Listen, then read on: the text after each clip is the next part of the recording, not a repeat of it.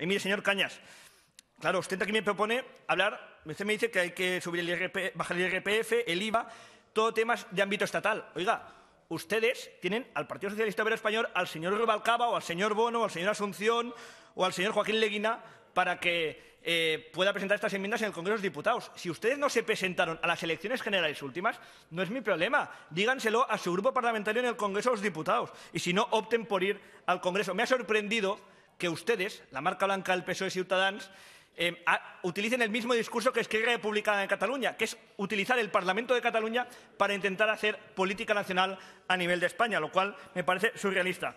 Por alusiones, presidenta. 30 segons. Sí, señor Coto.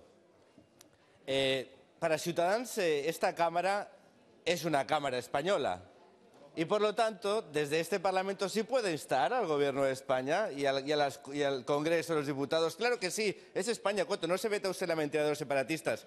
Y después decir una cosa, ya sé que tiene que ser muy duro, como jovencito Friedman, tener que asumir que están haciendo ustedes más socialdemócratas que iniciativa, que ponen más impuestos que ellos. ¿Sabe lo que pasa? Es que sus votantes se lo harán pagar. Para alusiones, señora presidenta. Mire, 30 segons. Señor Cañas, usted sabe que cada comunidad autónoma, cada administración tiene una competencia y, por tanto, no intente llevar a este Parlamento autonómico competencias que corresponden al Congreso de los Diputados. Y, en cualquier caso, se lo vuelvo a reiterar. Si usted quiere hacer política nacional, dígaselo al señor Rubalcaba que presente estas propuestas que usted nos hace en relación al Gobierno de España. Y, mire, usted se está convirtiendo en sus intervenciones en monólogos propios, como ayer le decían, del Club de la Comedia.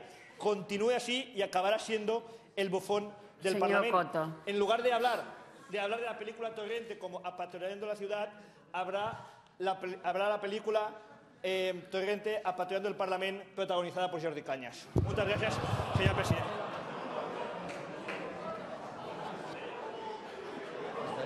Senyor Cañas. Senyor Cañas, suposo que demana votacions separades, no? Sí, sí. I no sí. farà cas de les al·lusions directes. No, no merece la pena. Déjelo, pobrecito.